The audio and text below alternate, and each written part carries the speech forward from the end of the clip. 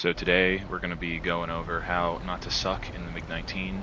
To my subscribers, I know I said I was not going to use my real voice in one of these until I got monetized, but while I was making this I realized the usual format was not going to work, so here we are. So the MiG-19, this is kind of a weird one. It's an extremely strong aircraft in a lot of different areas, but it also has a lot of weird quirks about it that make the learning curve on this a lot steeper than most other vehicles, and so a lot of people who are new to it end up having problems at the beginning.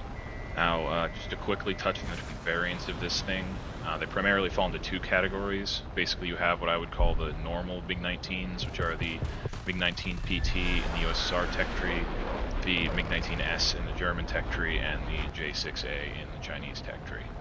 Now, these three are all mostly identical in practice. The only main difference is that the German one trades the missiles for an extra gun and has a little bit better flight performance, which, is it worth it? I would honestly say no. I mean, yeah, missiles are for noobs or whatever, skill issue, but these things probably get me like half my kills, and given how little ammo this thing carries, as well as like how huge the matches are at present, you really want to have all the firepower you can get.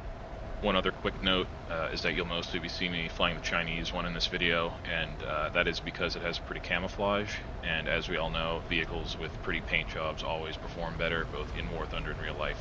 That's a well-known fact. And speaking of China, that brings us to the other category of MiG-19. I like to call the Wish.com MiG-19s, aka the Q5 family. The Chinese had a huge hard-on for this aircraft for some reason, and will likely get a ton more variants of it in the future, but the gist of what you need to know is that this one gets a new pointy nose. All of them except the Q5 early actually get pretty significantly upgraded engines, but the main downside is that they get the absolutely garbage NR-23 cannons.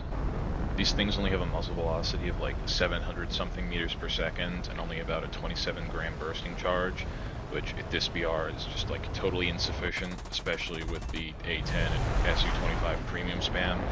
I actually prefer using the default belts because I feel like the 50-50 mix of API is a little bit more reliable. That could definitely just be a placebo, but I don't know, play around with it and you can tell me.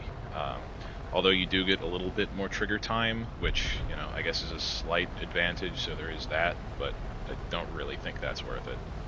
Anyways, back to the MiG-19 in general. So, in terms of strengths, the one thing that this thing is pretty famous / infamous for is its energy retention.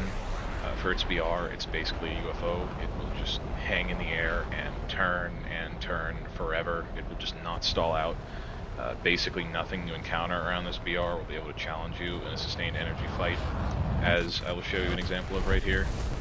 So this maneuver you're going to see me doing here is called a spiral climb, and this is going to be a very important maneuver for you to learn in the MiG-19 because there are basically no other aircraft you're going to face except in like a full up tier that can really keep up with you in this maneuver. Essentially what you see me doing here is I am turning, but keeping my nose pointed up slightly, so as the name implies, I am climbing in a spiral.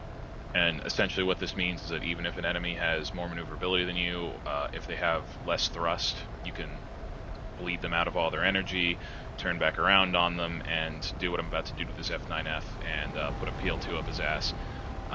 This guy never stood a chance, of course, and I'm going to also take out his buddy for good measure, but this maneuver right here is one that you're definitely going to want to master, because if you're able to fully exploit this, especially in a down tier, it is going to net you a ton of kills and also frustrate the hell out of your enemies. And that brings us to the main, not really drawback, but kind of difficult quirk about this aircraft, which is the guns. They're certainly not bad, and I'm sure you'll see me pull off a couple of hilarious shots in this video. The main issue is just that they're very weird, and they take a lot of getting used to. Unlike a lot of the other Eastern jets around this BR, which have the 23mm gush located low in the nose, this thing has the unusual arrangement of two NR-30s located in the wing roots, which means that unless you just love playing the SU-22 for some reason, this thing is definitely going to give you a bit of an adjustment period from whatever vehicle you were previously using.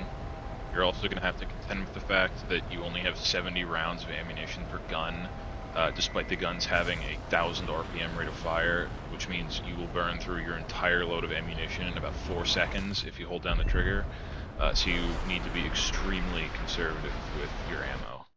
One other weird and annoying thing I noticed with these guns is they have this odd tendency to like completely screw up an enemy aircraft, but only give you a hit. Like, you don't even get a critical hit or a severe damage, and you don't get the kill until the enemy aircraft slams into the ground. I'm not really sure what causes it, but it happened enough times, like specifically with these guns, that I thought I should at least mention it. So the last major point I want to touch on is maneuverability. MiG-19 is very weird in that it turns extremely well both at high and low speed, but right around Mach 0.96 it just turns into a complete brick and will not turn at all. And so what I would actually recommend doing is frequently using your air brake if necessary to get down to a more suitable speed. Normally, in most aircraft, you really would not want to be doing this and constantly, causing all that extra drag and bleeding out your energy. But because of how good its acceleration and energy retention are with the MiG-19, you actually want to kind of employ these pretty liberally. Like, almost think of them like combat flaps in a prop aircraft. Because once you do bleed out your speed, you'll be able to regain it and maintain it very quickly compared to most other aircraft. So, taking all of this information into account, how do you want to play this thing? In summary, MiG-19 is a vehicle that rewards a very calculated and cautious play style. You don't have the ammunition capacity or the sort of like nose snappiness, for lack of a better word, that something like a Super Sabre or a Hunter might have. But you have an airframe that gives you the ability to pretty much always have some sort of advantage over your opponent in one way or another. Like, there's really nothing you're going to face in this thing that you either can't outrun, outturn, or out-energy fight, and in a lot of cases, it might be able to do 2 or 3 of those things. Also, with its 30mm cannons, it definitely is helpful to know how to do a head-on, as this guy's going to find out the hard way. So, if you want to learn how to do that better, I will shamelessly plug my head-on tutorial, which I will link at the end of the video. But essentially, you want to play this thing like a vulture. You want to hang around the edge of the battle and kind of look for either vulnerable targets who are alone and out of position, targets who are already dogfighting one of your allies, and use your performance advantage and your very powerful armament to just take them out before they know what you're doing. If you manage to force an enemy into the defensive and you know what you're doing and they don't, you are going to win basically 100% of the time. They are not going to be able to shake you off. Now, this thing can definitely be frustrating at times, just due to the fact that sometimes your team will completely fall apart and you really won't be able to take advantage of this thing's performance, but in the instances where you do get to use this thing to its full potential, it is incredibly fun. Now, I just want to add one caveat before I wrap up. I want to make very clear that I don't claim to be the ultimate authority on this vehicle. There are a lot of other content creators out there that would absolutely kick my ass in a 1v1 in this thing. But as somebody who has had to reteach themselves how to use this thing multiple times, I feel pretty confident in saying I'm qualified to teach you how to at least not suck. And if you made it this far, thanks for watching. Like and subscribe if you enjoyed it, and I will be leaving the head-on tutorial in the end screen if you want more general tips on aiming.